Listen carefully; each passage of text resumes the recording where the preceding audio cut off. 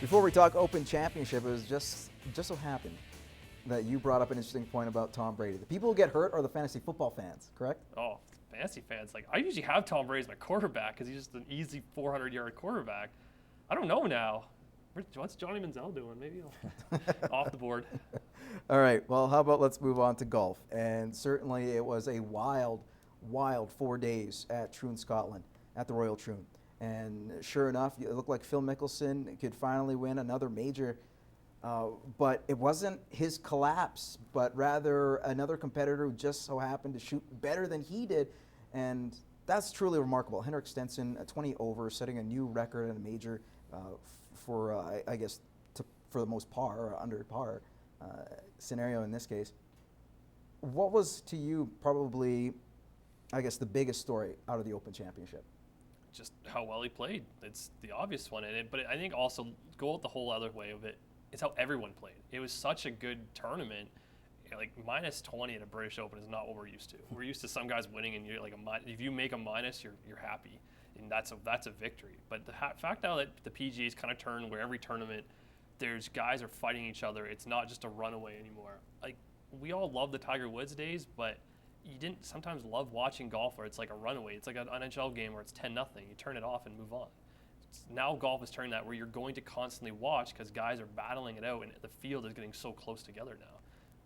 I think just exactly his performance was great. To shoot 264 over 4 rounds at a major is pretty cool. And he shot, 63 on the final round? That's the record of the least strokes in a round. Phil Mickelson did it on Thursday. He did it on Sunday. Two guys did it, and he nearly set the course record for majors, period, almost shooting a 62. Yeah, it was cool. I enjoyed watching it. It was his first ever major and Sweden's first ever major from a golfer. So it was pretty cool to see that because everybody was thinking Dustin Johnson, Jordan Spieth, Jason Day, and they were still in America when they were playing. Like, it was awful, their performance. But honestly, I was more fascinated with Jordan Spieth.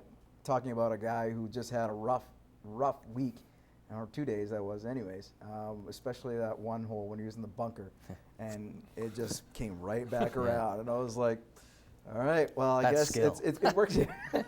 It takes some kind of skill to do that and start where you left off. All right, we're going to move on to Rory McIlroy, and this is a man who has gotten to the point now where he is tired walking the party line and is starting to speak from his own heart and his own head, albeit golfers and the Golf Association don't agree. Jordan Spieth most recently became another member, I guess, of all the golf pros that have said, you know what, I'm not going to Rio because I feel that there are health risks. Now, Rory has gone one step further when asked prior to the British Open, just regarding some of the things that involved the sport itself, particularly about drugs. He felt that there wasn't enough done to ban those athletes who are doing performance-enhancing drugs. Also, when they asked him about being an ambassador to the sport and being an ambassador going to the Olympics, he says, that's not my problem.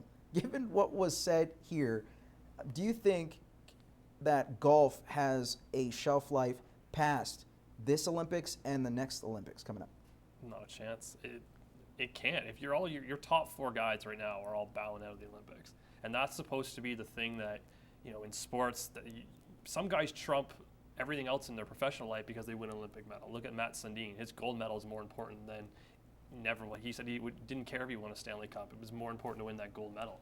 And now you have your major professional golf, and I use that word professional golfers, not caring about the Olympics because they have the majors. They have their own career. They make millions of dollars. What's an Olympic gold medal to guys that really, like, if you think it's been 100-something years since it's been in there, it doesn't have that history. Nobody cares. So they're going to need a really good, close match in golf for people to care and for it to have a shelf life past, the next Olympics because, when you're losing the professionals, no one cares about it anymore. Yeah, nobody's going to watch amateur golfers at the golfing Olympics, right? When you're at the Olympics, you expect the best athletes in that sport in the world.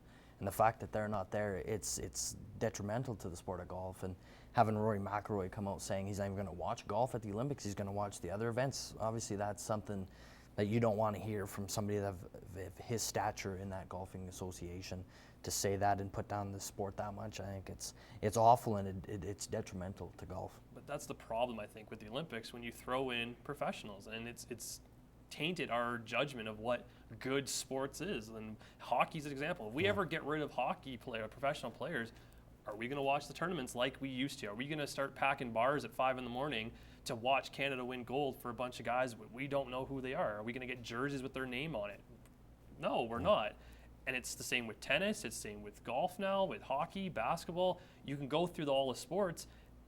You know, Olympics are supposed to be about amateurs, and yet all these pros have now tainted it, and of course they're the marquee. It's the better stuff to watch. We got one more question. We got to get to it really quick. David Ortiz in a bit of hot water with Major League Baseball, said to be tampering a little bit after his comments during the MLB All-Star game, where he said that, hey, love to have a guy like Jose Fernandez, who plays for the Miami Marlins, as well as the Toronto Blue Jays slugger Edwin Encarnacion to be, I don't know, the next heir apparent. Now, when Major League Baseball said they were looking into those comments, Ortiz fired back saying, what? Tampering? Who? Tampering? I don't write no paycheck. I can say whatever I want. I'm not a GM. Do you agree with those comments? Do you think there's tampering involved here? Or was just Ortiz speaking his mind? It's a gray line, I think, but I'm going to say it's tampering in a sense because it's still a professional baseball player still trying to court these players into coming to Boston.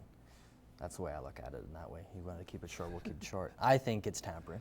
He's on his final legs. Who cares what he says? Like, he doesn't care. He doesn't write the check. He won't be getting a check next year. So, but yeah, it's probably tampering. Players shouldn't be discussing contract situations with other players. Of course, it's the mind. He did, and we don't talk about that. So that's a whole different chapter. All right, guys, we're going to take a commercial break. When we return, we got Over Under next.